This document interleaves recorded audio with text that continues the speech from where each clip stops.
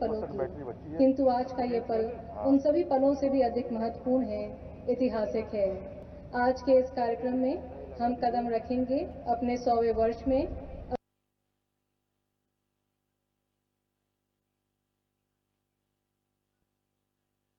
आलोक कुमार राय जी से अनुरोध करती हूँ कि वे भारत के ओजस्वी प्रधानमंत्री माननीय श्री नरेंद्र मोदी जी का औपचारिक स्वागत करें।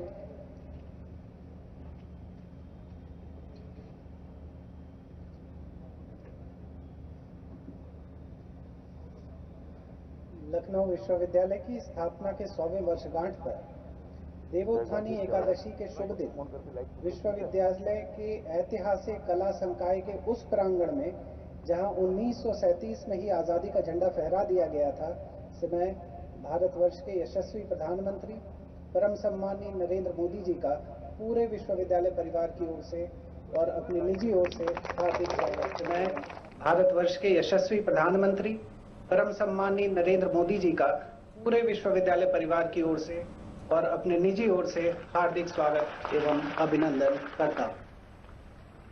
1920 का वह वर्ष जब प्रथम विश्व युद्ध की विभीषिका झेलता विश्व, स्पेनिश फ्लू में सुलगता संसार, औपनिवेशिक त्रासदी में फंसा 2/3 से ज्यादा विश्व जन समुदाय जलियांवाला बाग के बीते हुआ बस 1 बरस, गांधी जी के नेतृत्व में गतिमान असहयोग आंदोलन, ऐसे माहौल में रामायण काल से यशस्वी रही लखनऊ की धरती में तत्कालीन कुलीन एवं जन सामान्य की आकांक्षा व जीव जगत के दर्शन के प्रति नया दृष्टिकोण लिए स्थापित हुआ लखनऊ विश्वविद्यालय।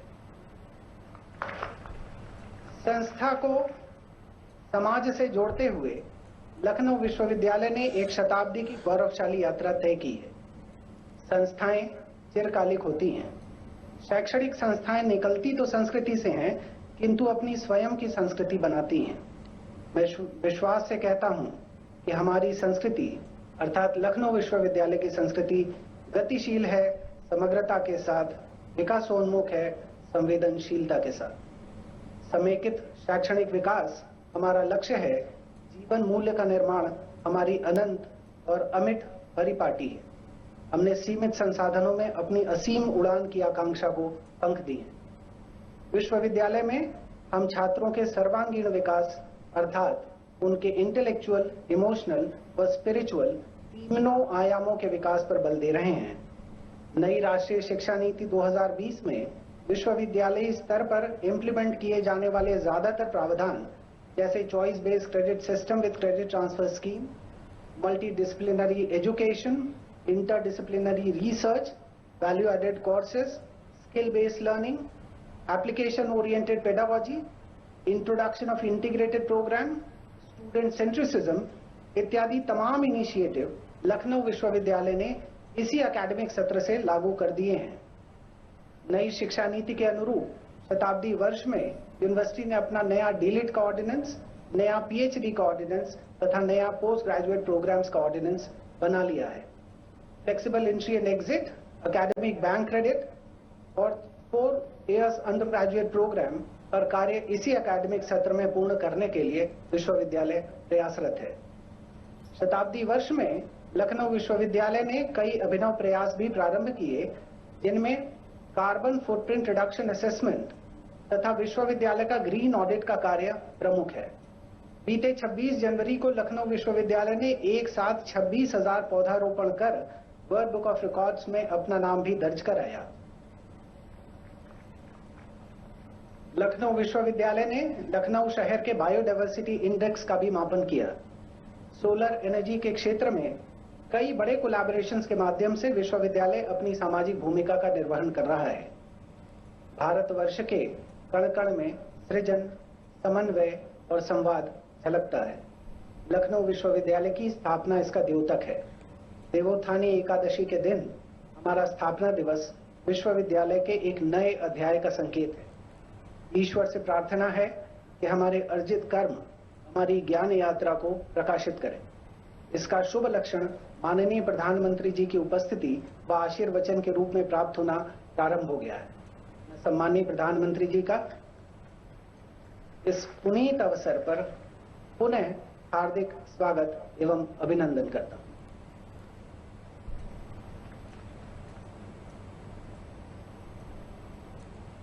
बहुत धन्यवाद महोदय।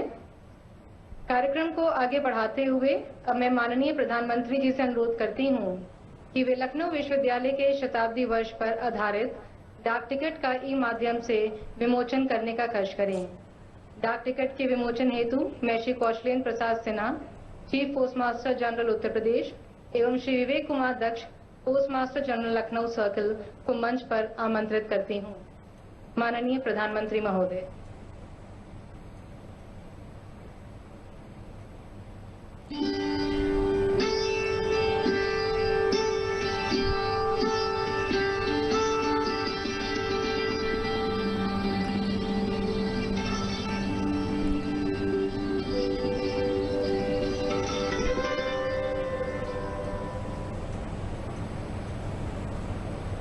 से अनुरोध करती हूँ कि वे लखनऊ विश्वविद्यालय के शताब्दी वर्ष पर आधारित विशेष कवर का ई माध्यम से विमोचन करने का कष्ट करें। माननीय प्रधानमंत्री महोदय।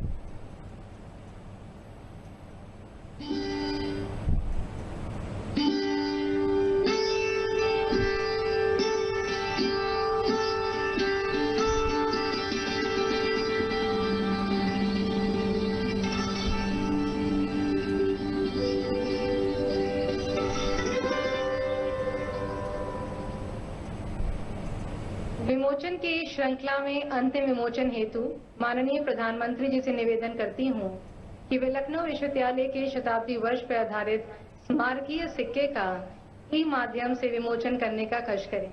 माननीय प्रधानमंत्री महोदय।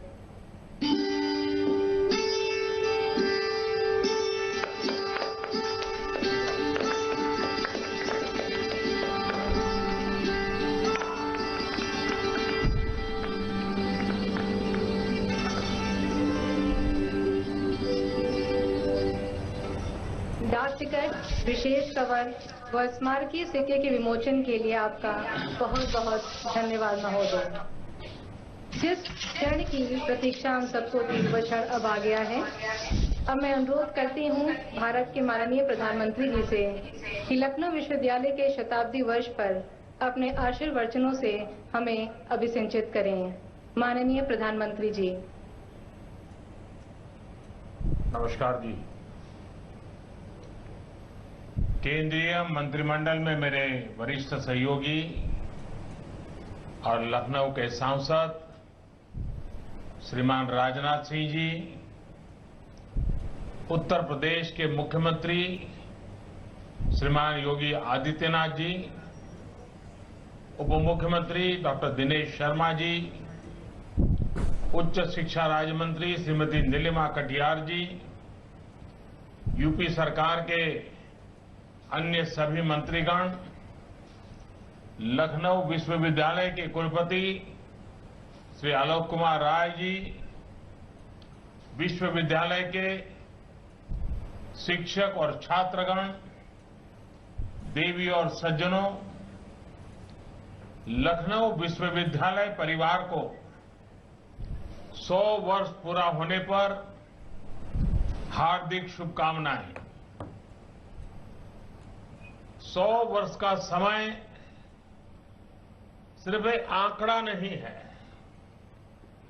इसके साथ अपार उपलब्धियों का एक जीता जागता इतिहास जुड़ा हुआ है। मुझे खुशी है कि इन 100 वर्षों की स्मृति में एक स्मारक डाक टिकट, स्मारक सिक्के और कवर को जारी करने का अवसर मुझे मिला है। साथियों, मुझे बताया गया है कि बाहर गेट नंबर 1 के पास जो पीपल का पेड़ है वो विश्वविद्यालय की 100 वर्ष की अविरत यात्रा का अहम साक्षी है। इस वृक्ष ने यूनिवर्सिटी के परिसर में देश और दुनिया के लिए अनेक प्रतिभाओं को अपने सामने बनते हुए, घड़ते हुए देखा है। 100 साल की इस यात्रा में यहां से निकले व्यक्तित्व राष्ट्रपति पद पर पहुंचे, राज्यपाल बने, विज्ञान का क्षेत्र हो या न्याय का, राजनीतिक हो या प्रशासनिक, शैक्षणिक हो या साहित्य, सांस्कृतिक हो या खेलकूद, हर क्षेत्र की प्रतिभाओं को लखनऊ यूनिवर्सिटी ने निखारा है, संवारा है। यूनिवर्सिटी का आर्ट्स क्वाड्रिगल अपने आप में बहुत सारा इतिहास समेटे हुए है। इसी आर्ट्स क्वाड्रिगल में नेताजी सुभाष चंद्र बोस की आवाज गूंजी थी और उस वीर वाणी में कहा था, भारत के लोगों को अपना संविधान बनाने दो या फिर इसका खामियाजा भुगतो। कल जब हम भारत के लोग अपना संविधान दिवस मनाएंगे तो नेताजी सुभाष बाबू के वो हुंकार नई ऊर्जा लेकर आएगी। साथियों, लखनऊ यूनिवर्सिटी से इतने सारे नाम जुड़े, अनगिनत लोगों के नाम, चाहकर भी सबके नाम लेना संभव नहीं है। मैं आज के इस पवित्र अवसर पर उन सभी का वंदन करता हूं।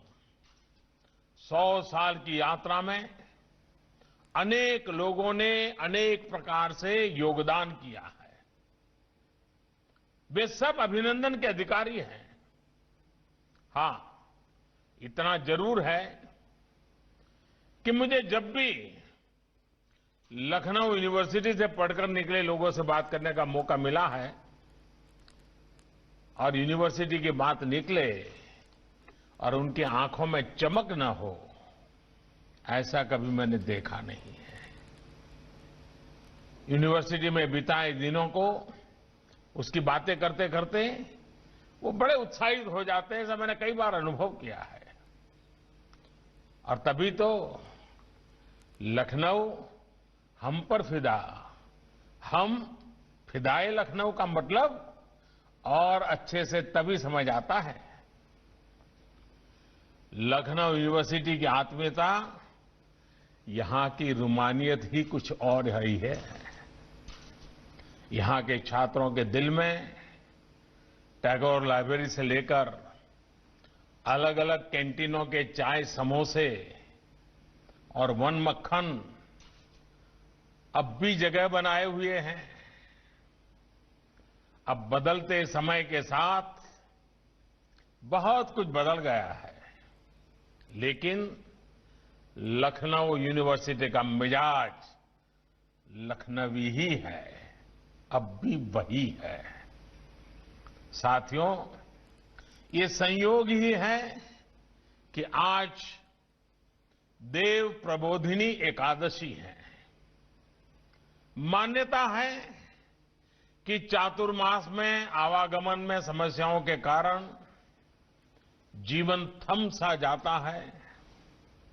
यहां तक कि देवगण भी सोने चले जाते हैं। एक प्रकार से आज देव जागरण का दिन है।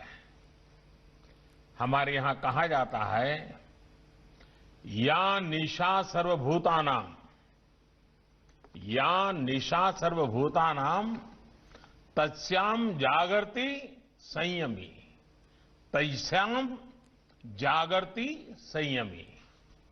जब सभी प्राणियों के साथ साथ देवता तक सो रहे होते हैं, तब भी संयमी मानव लोक कल्याण के लिए साधनारत रहता है। आज हम देख रहे हैं कि देश के नागरिक कितने संयम के साथ कोरोना की इस मुश्किल चुनौती का सामना कर रहे हैं, देश को आगे बढ़ा रहे हैं। साथियों, देश को प्रेरित करने वाले, प्रोत्साहित करने वाले नागरिकों का निर्माण शिक्षा के ऐसे ही संस्थानों में ही होता है। लखनऊ यूनिवर्सिटी दशकों से अपने इस काम को बखूबी निभा रही है। कोरोना के समय में भी यहां के छात्र छात्राओं ने, टीचर्स ने अनेक प्रकार के समाधान समाज को दिए हैं। साथियों, मुझे बताया गया है कि लखनऊ यूनिवर्सिटी के क्षेत्र अधिकार को बढ़ाने का निर्णय लिया गया है।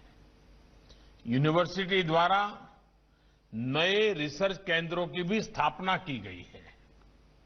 लेकिन मैं इसमें कुछ और बातें जोड़ने का साहस करता हूं। मुझे विश्वास है कि आप लोग उसको अपनी चर्चा में जरूर उसको रखेंगे। मेरा सुझाव है कि जिन जिलों तक आपका शैक्षणिक दायरा है, वहां की लोकल विधाओं, वहां के लोकल उत्पादों से जुड़े कोर्सेस, उसके लिए अनुकूल स्किल डेवलपमेंट, उसकी हर बारीकी से एनालिसिस, ये हमारी यूनिवर्सिटी में क्यों ना हो। वहां उन उत्पादकों की प्रोडक्ट्स लेकर उनमें वैल्यूएशन के लिए आधुनिक समाधानों, आधुनिक टेक्नोलॉजी पर रिसर्च भी हमारी यूनिवर्सिटी कर सकती है। उनकी ब्रांडिंग, मार्केटिंग और मैनेजमेंट से जुड़ी स्ट्रेटेजी भी आपके कोर्सेज का हिस्सा हो सकती है। यूनिवर्सिटी के छात्रों की दिनचर्या का हिस्सा हो सकती है। अब जैसे लखनऊ की चिकनकारी, अलीगढ़ के ताले, मुरादाबाद के पीतल के बर्तनों, भदोही के कालीन, ऐसे अनेक उत्पादों को हम ग्लोबली कॉम्पिटिटिव कैसे बनाएं, इसको लेकर नए सिरे से काम, नए सिरे से स्टडी, नए सिरे से रिसर्च क्या हम नहीं कर सकते हैं? जरूर कर सकते हैं। इस स्टडी से सरकार को भी अपने नीति निर्धारण में, पॉलिसीज बनाने में बहुत बड़ी मदद मिलती है और तभी वन डिस्ट्रिक्ट, वन प्रोडक्ट की भावना सच्चे अर्थ में साकार हो पाएगी। इसके अलावा हमारे आर्ट, हमारे कल्चर, हमारे अध्यात्म से जुड़े विषयों की ग्लोबल रीच के लिए भी हमें निरंतर काम करते रहना है। भारत की सॉफ्ट पावर अंतर्राष्ट्रीय जगत में भारत की छवि मजबूत करने में बहुत सहायक है। हमने देखा है पूरी दुनिया में योग की ताकत क्या है। कोई योग कहता होगा, कोई योगा कहता होगा, लेकिन पूरे विश्व को योग को अपना एक प्रकार से जीवन का हिस्सा बनाने के लिए प्रेरित कर दिया है। साथियों, यूनिवर्सिटी सिर्फ उच्च शिक्षा का केंद्र भर नहीं होती, ये ऊंचे लक्ष्यों, ऊंचे संकल्पों को साधने की शक्ति को हासिल करने का भी एक बहुत बड़ा पावर हाउस होता है, एक बहुत बड़ी ऊर्जा भूमि होती है, प्रेरणा भूमि होती है। यह हमारे कैरेक्टर के निर्माण का, हमारे भीतर की ताकत को जगाने की प्रेरणा स्थली भी है। यूनिवर्सिटी के शिक्षक साल दर साल अपने स्टूडेंट्स के इंटेलेक्चुअल, एकेडमिक और फिजिकल डेवलपमेंट को निखारते हैं, छात्रों का सामर्थ्य बढ़ाते हैं। छात्र अपने सामर्थ्य को पहचाने, इसमें भी आप शिक्षकों की बड़ी भूमिका होती है। लेकिन साथियों, लंबे समय तक हमारे यहां समस्या ये रही है कि हम अपने सामर्थ्य का पूरा उपयोग ही नहीं करते। यही समस्या पहले हमारी गवर्नेंस में, सरकारी तौर तरीकों में भी थी। जब सामर्थ्य का सही उपयोग न हो तो क्या नतीजा होता है, मैं आज आपके बीच में उसका एक उदाहरण देना चाहता हूं। और यहां यूपी में वो ज्यादा सुटेबल है। आपके बहुत लखनऊ से जो बहुत दूर नहीं है, रायबरेली।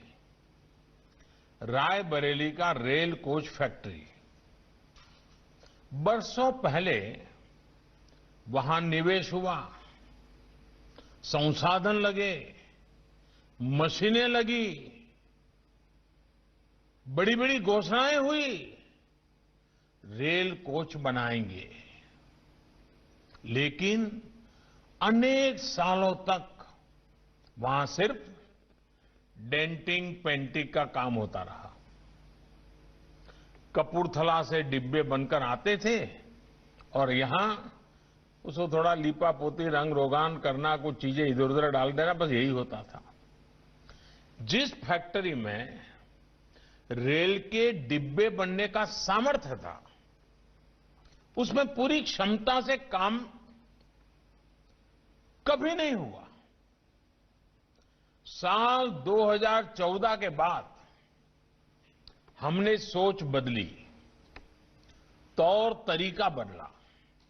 परिणाम यह हुआ कि कुछ महीने में ही यहां से पहला कोच बनकर के तैयार हुआ और आज हर साल सैकड़ों डिब्बे यहां से निकल रहे हैं। सामर्थ्य का सही इस्तेमाल कैसे होता है, वो आपके बगल में ही है और दुनिया आज इस बात को देख रही है। और यूपी को तो इस बात पर गर्व होगा कि अब से कुछ समय बाद दुनिया की सबसे बड़ी, आपको गर्व होगा साथियों, दुनिया की सबसे बड़ी रेल कोच फैक्ट्री, अगर उसके नाम की चर्चा होगी तो वो चर्चा रायबरेली के रेल कोच फैक्ट्री की होगी। साथियों, सामर्थ्य के उपयोग के साथ साथ नियत और इच्छा शक्ति का होना भी उतना ही जरूरी है। इच्छा शक्ति न हो तो भी आपको जीवन में सही नतीजे नहीं मिल पाते। इच्छा शक्ति से कैसे बदलाव होता है, इसका उदाहरण देश के सामने कई उदाहरण हैं। मैं जरा यहां आज आपके सामने एक ही सेक्टर का उल्लेख करना है, यूरिया। एक जमाने में देश में यूरिया उत्पादन के बहुत से कारखाने थे, लेकिन बावजूद इसके काफी यूरिया भारत बाहर से मंगवाता था, इंपोर्ट करता था। इसकी एक बड़ी वजह यह थी कि जो देश के खाद कारखाने थे वो अपनी फुल कैपेसिटी पर काम ही नहीं करते थे। सरकार में आने के बाद जब मैंने अफसरों से इस बारे में बात की तो मैं हैरान रह गया। साथियों, हमने एक के बाद एक नीतिगत निर्णय लिए। इसी का नतीजा है कि आज देश में यूरिया कारखाने पूरी क्षमता से काम कर रहे हैं। इसके अलावा एक और समस्या थी, यूरिया की ब्लैक मार्केटिंग की। किसानों के नाम पे निकलता था और पहुंचता कहीं और था, चोरी हो जाता था। उसका बहुत बड़ा खामियाजा हमारे देश के किसानों को उठाना पड़ता था। यूरिया की ब्लैक मार्केटिंग का इलाज हमने किया। कैसे किया? यूरिया की 100% नीम कोटिंग करके। ये नीम कोटिंग का कंसेप्ट भी कोई मोदी के आने के बाद आया ऐसा नहीं है, ये सब नोन था, सब जानते थे। और पहले भी कुछ मात्रा में नीम कोटिंग होता था, लेकिन कुछ मात्रा में करने से चोरी नहीं रुकती है। लेकिन 100% नीम कोटिंग के लिए जो इच्छा शक्ति चाहिए थी वो नहीं थी। आज 100% नीम कोटिंग हो रही है और किसानों को पर्याप्त मात्रा में यूरिया मिल रहा है। साथियों, नई टेक्नोलॉजी लाकर पुराने और बंद हो चुके खाद कारखानों को अब दोबारा शुरू भी करवाया जा रहा है। गोरखपुर हो, सिंदरी हो, बरौनी हो, ये सब खाद कारखाने कुछ ही वर्षों में फिर से शुरू हो जाएंगे। इसके लिए बहुत बड़ी गैस पाइपलाइन पूर्वी भारत में बिछाई जा रही है। कहने का मतलब यह है कि सोच में पॉजिटिविटी और अप्रोच में पॉसिबिलिटीज, इसको हमें हमेशा जिंदा रखना चाहिए। आप देखिएगा, जीवन में आप कठिन से कठिन चुनौती का सामना इस तरह कर पाएंगे, साथियों, आपके जीवन में निरंतर ऐसे लोग भी आएंगे जो आपको प्रोत्साहित नहीं बल्कि हतोत्साहित करते रहेंगे। ये नहीं हो सकता है, अरे ये तू नहीं कर सकता यार, तू सोच, तेरा काम नहीं है, ये कैसे होगा, अरे इसमें तो ये दिक्कत है, ये तो संभव ही नहीं है। अरे इस तरह की बातें लगातार आपको सुनने को मिलती होगी। दिन में 10 लोग ऐसे मिलते होंगे जो निराशा निराशा निराशा की बातें करते हुए, और ऐसी बातें सुनकर के आपके कान भी थक गए होंगे। लेकिन आप खुद पर भरोसा करते हुए आगे बढ़िएगा। अगर आपको लगता है कि आप जो कर रहे हैं वो ठीक है, देश के हित में है, वो न्यायोचित तरीके से किया जा सकता है, तो उसे हासिल करने के लिए अपने प्रयासों में कभी कोई कमी मत आने दीजिए। मैं आज आपको एक और उदाहरण भी देना चाहता हूं। साथियों, खादी को लेकर, हमारे यहां खादी को लेकर जो एक वातावरण है, लेकिन मेरा जरा उल्टा था, मैं जरा उत्साहित रहा हूं। मैं जब मैं गुजरात में ये सरकारों के रास्ते पर तो नहीं था, तब मैं एक सामाजिक काम करता था, कभी राजनीतिक कार्यकर्ता के रूप में काम करता था। खादी पर हम गर्व करते हैं, चाहते हैं। खादी की प्रतिबद्धता, खादी के प्रति झुकाव, खादी के प्रति लगाव, खादी की प्रसिद्धि, ये पूरी दुनिया में हो, ये मेरे मन में हमेशा रहा करता था। जब मैं वहां का मुख्यमंत्री बना तो मैंने भी खादी का खूब प्रचार प्रसार करना शुरू किया। 2 अक्टूबर को मैं खुद बाजार में जाता था, खादी के स्टोर में जाके खुद कुछ न कुछ खरीदता था। मेरी सोच बहुत पॉजिटिव थी, नीयत भी अच्छी थी, लेकिन दूसरी तरफ कुछ लोग हतोत्साहित करने वाले भी मिलते थे। मैं जब खादी को आगे बढ़ाने के बारे में सोच रहा था, जब कुछ लोगों से इस बारे में चर्चा की, तो उन्होंने कहा कि खादी इतनी बोरिंग है और इतनी अनकूल है, आखिर खादी को आप हमारे आज के यूथ के प्रमोट कैसे कर पाएंगे, यही सुनता था। आप सोचिए, किस तरह के सुझाव मिलते थे। ऐसी ही निराशावादी अप्रोच की वजह से हमारे यहां खादी के रिवाइवल की सारी पॉसिबिलिटीज मन में ही मर चुकी थी, समाप्त हो चुकी थी। मैंने इन बातों को किनारे किया और सकारात्मक सोच के साथ आगे बढ़ा।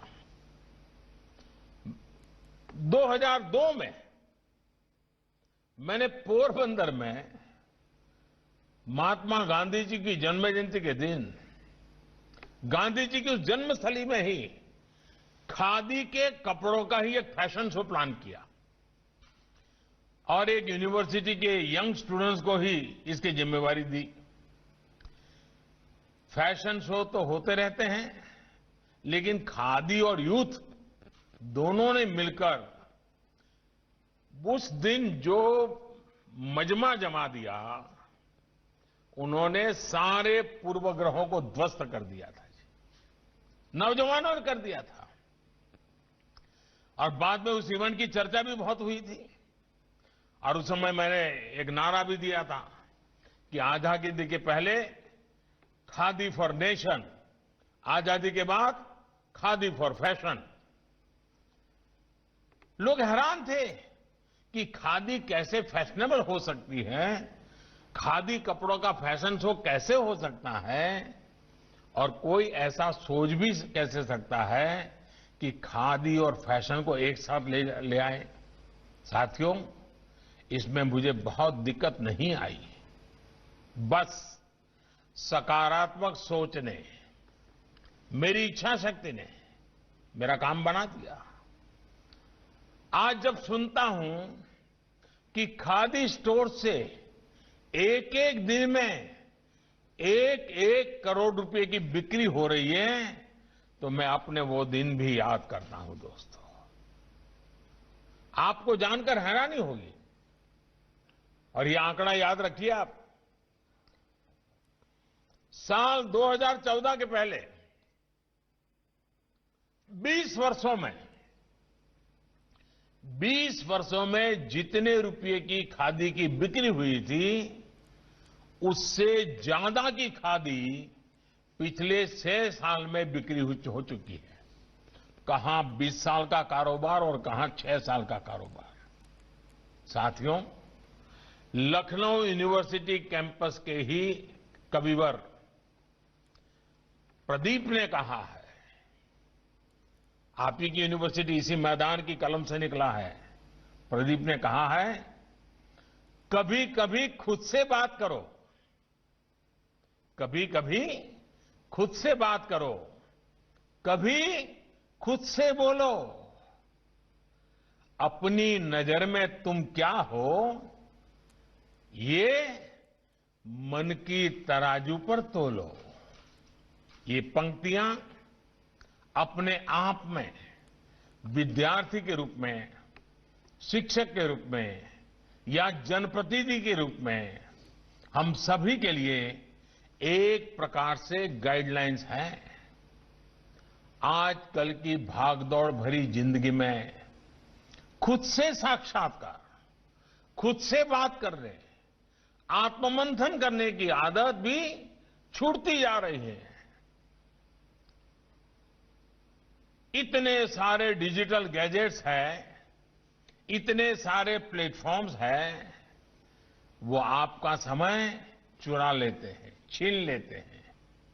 लेकिन आपको इन सब के बीच अपने लिए समय छीनना ही होगा, अपने लिए समय निकालना ही होगा। साथियों, मैं पहले एक काम करता था, पिछले 20 साल से तो नहीं कर पाया क्योंकि आप सब ने मुझे ऐसा काम दे दिया है कि मैं उसी में लगा रहता हूं। लेकिन जब मैं शासन व्यवस्था में नहीं था तो मेरा एक कार्यक्रम होता था हर साल, मैं मुझसे मिलने जाता हूं। उस कार्यक्रम का मेरा नाम था, मैं मुझसे मिलने जाता हूं। और मैं 5 दिन 7 दिन ऐसी जगह पे चला जाता था जहां कोई इंसान न हो,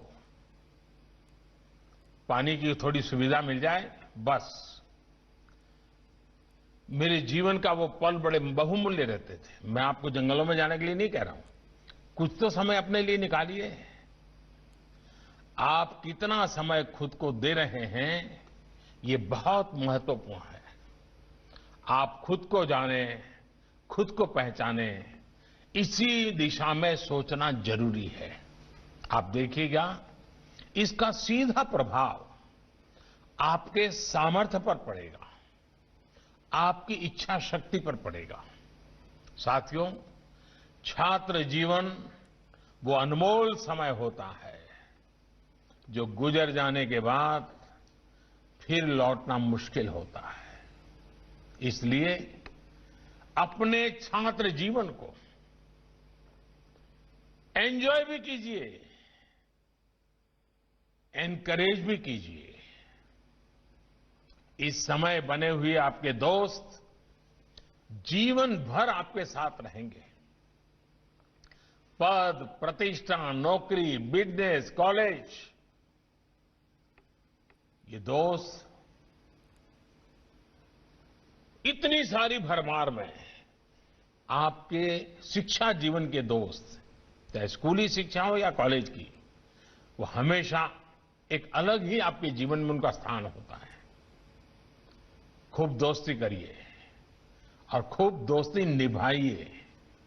साथियों, जो नई राष्ट्रीय शिक्षा नीति लागू की गई है, उसका लक्ष्य भी यही है कि देश का हर युवा खुद को जान सके, अपने मन को टटोल सके। नर्सरी से लेकर के पीएचडी तक आमूल चूल परिवर्तन इसी संकल्प के साथ किए गए हैं। कोशिश ये है कि पहले सेल्फ कॉन्फिडेंस हमारे स्टूडेंट्स में एक बहुत बड़ी आवश्यकता होनी चाहिए। सेल्फ कॉन्फिडेंस तभी आता है जब अपने लिए निर्णय लेने की उसको थोड़ी आजादी मिले, उसको फ्लेक्सिबिलिटी मिले। बंधनों में जकड़ा हुआ शरीर और खांचे में डला हुआ दिमाग कभी प्रोडक्टिव नहीं हो सकता। याद रखिए, समाज में ऐसे लोग बहुत मिलेंगे जो परिवर्तन का विरोध करते हैं। वो विरोध इसलिए करते हैं क्योंकि वो पुराने ढांचे के टूटने से डरते हैं। उनको लगता है कि परिवर्तन सिर्फ डिसरप्शन लाता है, डिसकंटिन्यूटी लाता है। वो नए निर्माण की संभावना पर विचार नहीं करते। आप युवा साथियों को ऐसे हर डर से खुद को बाहर निकालना है और इसलिए मेरा लखनऊ यूनिवर्सिटी के आप सभी टीचर्स, आप सभी युवा साथियों से यही आग्रह रहेगा कि इन नई राष्ट्रीय शिक्षा नीति पर आप खूब चर्चा करें, मंथन करें, बात करें, विवाद करें, संवाद करें। इसके तेजी से अमलीकरण पर पूरी शक्ति के साथ काम करें। देश जब आजादी के 75 वर्ष पूरे करेगा, तब तक नई शिक्षा नीति व्यापक रूप से लेटर एंड स्पिरिट में हमारे एजुकेशन सिस्टम का हिस्सा बने। आइए, वयम राष्ट्रे जागृयाम पुरोहिता। आइए, वयम राष्ट्रे जागृयाम पुरोहिता। इस उद्घोष को साकार करने के लिए जुट जाएं। आइए, हम मां भारती के वैभव के लिए अपने हर प्रण को अपने कर्मों से पूरा करें। साथियों, 2022 और 2047, 1947 से लेकर के 2047 आजादी के 100 साल आएंगे।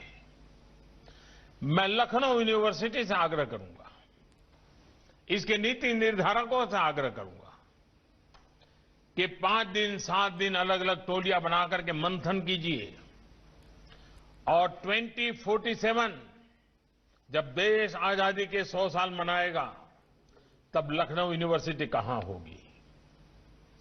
तब लखनऊ यूनिवर्सिटी ने आने वाले 25 साल में देश को क्या दिया होगा? देश की कौन सी आवश्यकताओं की पूर्ति के लिए लखनऊ यूनिवर्सिटी नेतृत्व करेगी। बड़े संकल्प के साथ,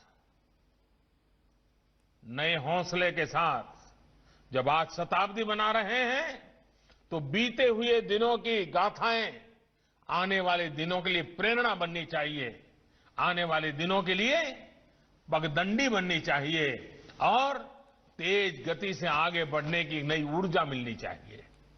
ये समारोह 100 साल की स्मृति तक सीमित न रहे। ये समारोह आने वाली आजादी के 100 साल जब होंगे तब तक के 25 साल के रोड मैप को साकार करने का बने। और लखनऊ यूनिवर्सिटी के मिजाज में ये होना चाहिए कि हम 2047 तक जब देश की आजादी के 100 साल होंगे, हमारी ये यूनिवर्सिटी देश को ये देगी। और किसी यूनिवर्सिटी जब 25 साल का कार्यकाल देश के लिए नई ऊंचाई पर ले जाने के लिए समर्पित कर देता है, क्या कुछ परिणाम मिल सकते हैं। यह पिछले 100 साल का इतिहास गवाह है। 100 साल की लखनऊ यूनिवर्सिटी की सब जो समय निकला है, जो अचीवमेंट हुए हैं, वो उसकी गवाह है। और इसलिए मैं आपसे आग्रह करूंगा, आप मन में 2047 का संकल्प लेकर के आजादी के 100 साल तक व्यक्तिगत जीवन में मैं ये दूंगा, यूनिवर्सिटी के रूप में हम ये देंगे, हम देश को आगे बढ़ाने में हमारी ये भूमिका होगी। इसी संकल्प के साथ आप आगे बढ़े। मैं आज फिर एक बार इस शताब्दी के समारोह के समय पर आपसे अनेक अनेक शुभकामनाएं देता हूं और आपके बीच आने का मुझे अवसर मिला। मैं आपका बहुत बहुत आभारी हूं। धन्यवाद।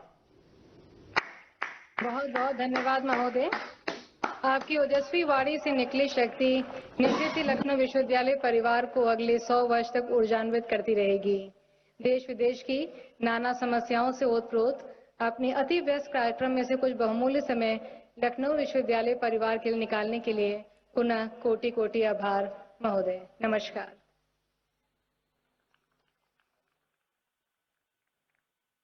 Mr. Modi addressing the centenary celebration of the Lucknow University, a momentous occasion. The Prime Minister was